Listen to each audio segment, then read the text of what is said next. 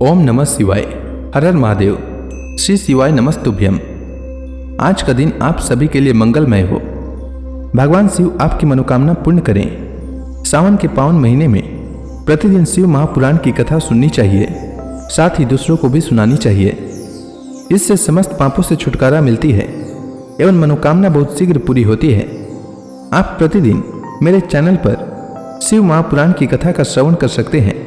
साथ ही इस चैनल पर सावन मास में आने वाली सभी व्रतों की कथा और व्रत संबंधित जानकारी व्रत से पहले उपलब्ध करा दी जाती है।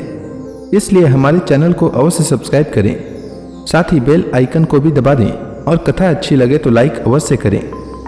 आइए सुनते हैं शिव महापुराण कथा का 14वां अध्याय। ऋषियों ने कहा, समस्त पदार्थों के ज्ञाताओं में श्रेष्ठ सूत जी, अब आप क्रमशः देश काल आदि का वर्णन करें।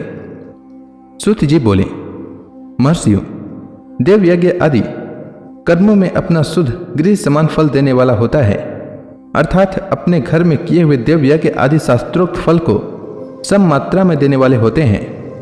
गौशाला का स्थान घर की अपेक्षा 10 गुना फल देता है। जलाशय का तट उससे भी 10 गुना महत्व रखता है, तथा जहाँ बेल, तुलसी एवं पीपल वृक्ष का मूल निकट हो, वह स्थान जलाशय के तट से भी 10 गुना फल देने वाला होता है। देवालय को उससे भी 10 गुने महत्व का स्थान जानना चाहिए। देवालय से भी 10 गुना महत्व रखता है तीर्थ भूमि का तट। उससे 10 गुना श्रेष्ठ है नदी का किनारा। उससे 10 गुना उत्कृष्ट है तीर्थ नदी का तट, और उससे भी 10 गुना महत्व रखता है सप्त गंगा नामक नदियों का तीर्थ।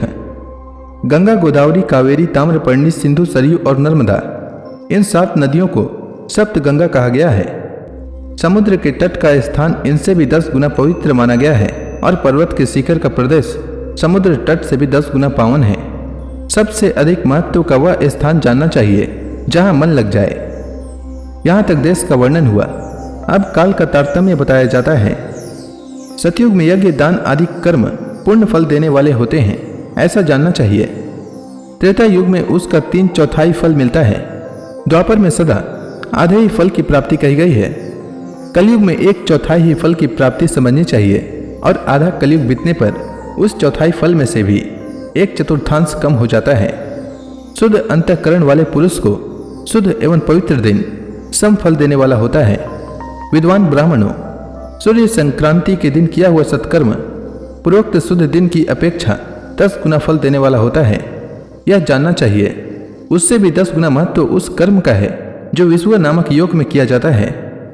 दक्षिणायन आरंभ होने के दिन अर्थात कर्क की संक्रांति में किए हुए पुण्य कर्म का महत्व विषुव से भी 10 गुना माना गया है। उससे भी 10 गुना मकर संक्रांति में, और उससे भी 10 गुना चंद्र ग्रहण में किए हुए पुण्य का महत्व है। सूर्य ग्रहण का समय सबसे उत्तम है। उसमें किए हुए पुण्य कर्म का फल चंद्र ग्रहण से भी अधिक और पूर्ण मात्रा में होता है। इस बात को विज्ञ पुरुष जानते हैं। जगत रूपी सूर्य का राहु रूपी विष से संयोग होता है, इसलिए सूर्य ग्रहण का समय रोग प्रदान करने वाला होता है। अतः उस विष की शांति के लिए उस समय स्नान, दान और जप करें। वह काल विष की शांति के लिए उपयोगी होने के कारण पुण्यप्रद माना गया है। जन्म नक्षत्र के दिन तथा व्रत की पूर्ति के दिन का समय सूर्य ग्रहण के समान ही समझा जाता है, परंतु महापुरुषों के संग का काल करोड़ों सूर्य ग्रहण के समान पावन है, ऐसा ज्ञानी पुरुष जानते मानते हैं। तपोनिष्ठ योगी और ज्ञाननिष्ठ यति ये पूजा के पात्र हैं, क्योंकि ये पापों के नाश में कारण होते हैं। जिसने 24 लाख गायत्री का जप कर लिया हो, वह ब्राह्मण भी पूजा का उत्तम पात्र है। वह संपूर्ण फलों और भोगों को देने में समर्थ है। जो पतन से त्राण करता अर्थात नरक में गिरने से बचाता है, उसके लिए इसी गुण के कारण शास्त्र में पात्र शब्द का प्रयोग होता है। वह दाता का पातक से त्राण करने के कारण पात्र कहलाता है। गायत्री अपने गायक का पतन से त्राण करती है, इसलिए वह गायत्री कहलाती है। जैसे इस लोक में जो धनहीन है वह दूसरों को धन नहीं देता, जो यहाँ धनवान है वही दूसरों को धन दे सकता है, उसी तरह जो स्वयं शुद्ध और पवित्रात्मा है वही दूसरे मनुष्यों का त्राण या उद्धार कर सकता है। जो गायत्री का जप करके शुद्ध हो गया है वही शुद्ध ब्राह्मण कहलाता है। इसीलिए दान, जप, होम और पूजा सभी कर्मों के लिए वही शुद्ध पात्र है। ऐसा ब्राह्मण ही दान तथा रक्षा करने की पात्रता रखता है। स्त्री हो या पुरुष, जो भी भूखा हो वही अन्न दान का पात्र है। जिसको जिस वस्तु की इच्छा हो उसे वह वस्तु बिना मांगे ही दे दी जाए तो दाता को उस दान का पूरा पूरा फल प्राप्त होता है। ऐसी महर्षियों की मान्यता है। जो सवाल या याचना करने के बाद दिया गया हो वह दान आधा ही फल देने वाला बताया गया है।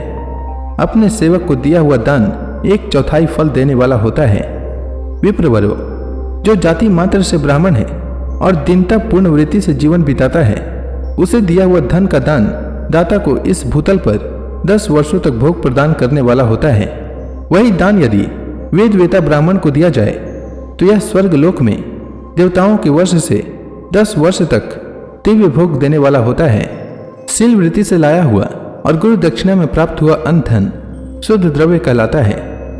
उसका दान दाता को पुण्य फल देने वाला बताया गया है।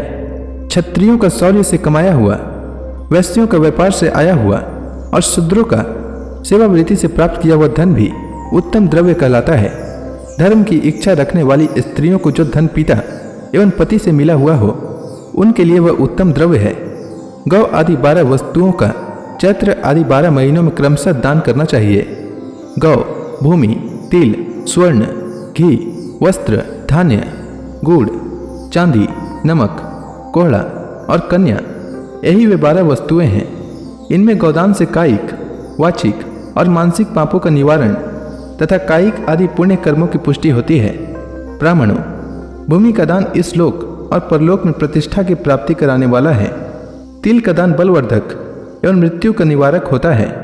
स्वर्ण का दान जठराग्नि को बढ़ाने वाला तथा वीर्यदायक है। घी का दान पुष्टि कारक होता है। वस्त्र का दान आयु की वृद्धि कराने वाला है, ऐसा जानना चाहिए। धान्य का दान अन्न धन की समृद्धि में कारण होता है। गुड़ का दान मधुर भोजन की प्राप्ति कराने वाला होता है। चांदी के दान से वीर्य की वृद्धि होती है। लवण का दान षड्रस भोजन की प्राप्ति कराता है। सब प्रकार का दान सारी समृद्धि की सिद्धि के लिए होता है। विज्ञ पुरुष कुष्मांड के दान को पुष्टिदायक मानते हैं। कन्या का दान आजीवन भोग देने वाला कहा गया है। ब्राह्मणों, वह लोक और परलोक में भी संपूर्ण भोगों की प्राप्ति कराने वाला है। विद्वान पुरुष को चाहिए कि जिन वस्तुओं से श्रवण आदि इंद्रियों की तृप्ति होती है उनका सदा दान करे।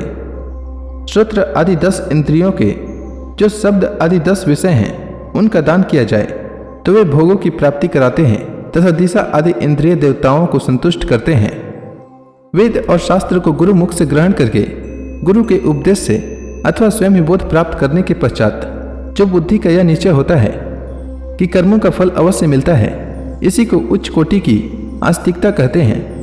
भाई बंधु अथवा राजा के भय से जो आस्तिकता बुद्धि या श्रद्धा होती है वह कनिष्ठ श्रेणी की आस्तिकता है जो सर्वथा दरिद्र है। इसलिए जिसके पास सभी वस्तुओं का अभाव है वह वाणी अथवा कर्म द्वारा यजन करे। मंत्र, स्तोत्र और जप आदि को वाणी द्वारा किया गया यजन समझना चाहिए तथा तीर्थ यात्रा और व्रत आदि को विद्वान पुरुष शारीरिक यजन मानते हैं। जिस किसी भी उपाय से थोड़ा हो या बहुत देवार्पण बुद्धि से जो कुछ भी दिया या किया जाए वह दान या सत्कर्म भोगों की प्राप्ति कराने में समर्थ होता है। तपस्या और दान ये 2 कर्म मनुष्य को सदा करने चाहिए तथा ऐसे गृह का दान करना चाहिए जो अपने चमक दमक या सफाई और सुख सुविधा से सुशोभित हो। बुद्धिमान पुरुष देवताओं की तृप्ति के लिए जो कुछ देते हैं वह अतिशय मात्रा में और सब प्रकार के भोग प्रदान करने वाला होता है। उस दान से विद्वान पुरुष इस लोक और परलोक में उत्तम जन्म और सदा सुलभ होने वाला भोग पाता है। ईश्वरार्पण बुद्धि से यज्ञ दान आदि कर्म करके मनुष्य मोक्ष फल का भागी होता है। तो इसी के साथ यह अध्याय समाप्त हुआ। इसके आगे की कथा मैं कल के अध्याय में सुनाऊंगा। तब तक के लिए भगवान शिव का नाम लेते रहें। तो प्रेम से बोलिए भगवान शंकर की जय, माता पार्वती की जय, समस्त देवी देवताओं की जय।